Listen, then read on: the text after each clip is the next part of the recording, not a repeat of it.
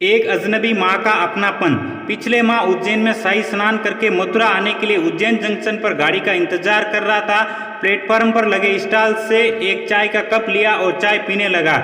जब मैं चाय की चुस्की ले रहा था, अचानक पैरों में किसी के छूने का एहसास हुआ।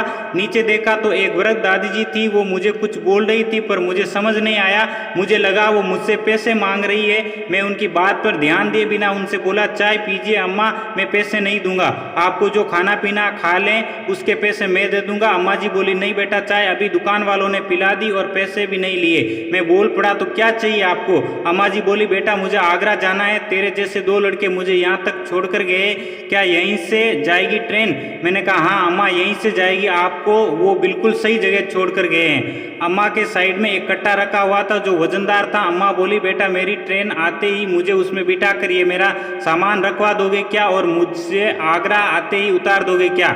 मैंने कहा, हाँ अम्मा आप निश्चिंत रहिए, मैं आपका सामान भी रखवा दूंगा और आपको आगरा उतार भी दूंगा। ट्रेन आने में अभी समय था। अम्मा मुझसे बातें करने लगी। अम्मा बोली, कहाँ जाओगे बेटा? मैंने कहा, मथुरा। अम्मा ने पूछा, आप कहाँ से आ रहे हो? मैंने कहा, मैं उज्जैन शाही स्नान करने आया। मैंने पूछा, अम्मा इस बड़े कट्टे में क्या है? अम्मा ने बताया, इसमें बिस्किट और सामान है बेटा। मैंने हंसते हुए कहा, मुझे खिलाओगी अम्मा?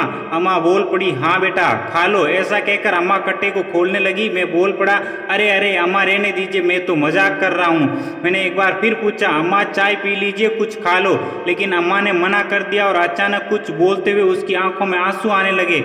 मैं बोला, क्या हुआ अम्मा जी, आप रो क्यों रहे हो? अम्मा बोली, कुछ नहीं बेटा, मैं कहाँ रो रही हूँ। मैंने अम्मा के पास बैठते हुए पूछा, बताओ अम्मा क्या हुआ? अभी मैं हूँ यहाँ पर, क्या चाहिए आपको? अम्मा बोली, बेटा एक तू है और एक वो दो मेरे बेटे थे जो मुझे वे मेरे सामान को यहाँ तक रख कर गए। तू बिल्कुल बाहर के हो, अजनबी हो, फिर भी सगे बेटों से अच्छे से मेरी सहायता कर रहे हो। मैंने कहा, अम्मा ये तो मेरा फर्ज है। आज यदि मेरे साथ मेरी दादी आई हुई होती तो उनका भी तो सामान मैं ही रखवाता।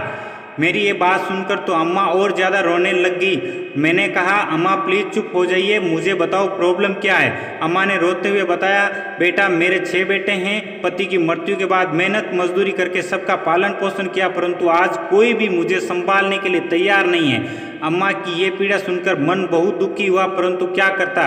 ट्रेन आ चुकी थी। मैं अम्मा का कट्टा ट्रेन में रखने के लिए उठाने लगा, परंतु वह मुझसे नहीं उठ पा रहा था। अम्मा बोली, बेटा इसमें बहुत वजन है, इसे मेरे सर पर रखवा दो, मैं ले चलूँगी। मैंने कहा, नहीं अम्मा, आप मेरे साथ चलिए, मेरी सीट पर ही बैठ कर चलना। मैं जैसे तैसे करके कट्टे को कोच के अंदर ले गया। वे अम्मा को अपनी सीट पर बिठाया। मैंने कहा, अम्मा आप लेट जाओ आराम से, मैं आपको आगरा आते ही जगा दूंगा। अम्मा बोली, नहीं बेटा मैं बैठ कर जाऊंगी, तू सो जा, तुझसे चला भी नहीं जा रहा। अम्मा की ये बात सुनकर मुझे ऐसा महसूस हो रहा था मानो ये मेरी दादी माँ ही है।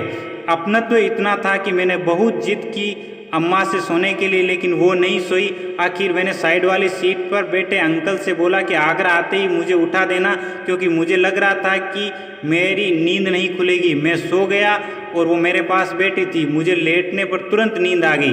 थोड़ी देर बाद मुझे ऐसे लगा जैसे कोई मेरे बालों को हाथ से सहला रहा है। मैंने आंखें खोलकर देखा तो अम्मा के ही हाथ थे।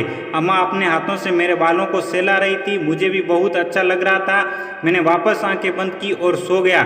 थोड़ी देर बाद मेरी नींद खुली तो देखा अम्मा वहाँ नहीं थी और ना ही उसका सामान। मैं घबरा गया, जैसे कोई अपना मुझे छोड़कर चला गया हो। मैंने तुरंत साइड वाले अंकल से पूछे, वो अम्मा थी मेरे साथ, वो कहाँ गई? उन्होंने मुझे बताया कि आगरा आने से पहले मैं आपको जगाने लगा तो अम्मा जी ने मना किया कि मत जगाओ, वो बहुत थका हुआ है, आप मेरा सामान नीचे रखवा देना। तो अंकल ने ही उसका सामान आगरा उतरवाया। तब से मन में बस यही सवाल है कि कौन थी वो, कहाँ गई होगी? इतने से समय मुझे क्यों इतना अपनापन महसूस हुआ। मैंने सोचा, कैसे बेटे हैं उसके जो इतना ख्याल रखने वाली माँ को अपने साथ नहीं रख रहे और दर दर की ठोकरें खाने के लिए छोड़ दिया। अगर आपको ये वीडियो अच्छा लगा हो तो लाइक, शेयर और सब्सक्राइब जरूर करें। तो इसी तरह के अन्य वीडियो देखने के लिए जुड़े रहें आपके अपने चैनल गुरु सीकर कॉन्सेप्ट के साथ। धन्यवाद।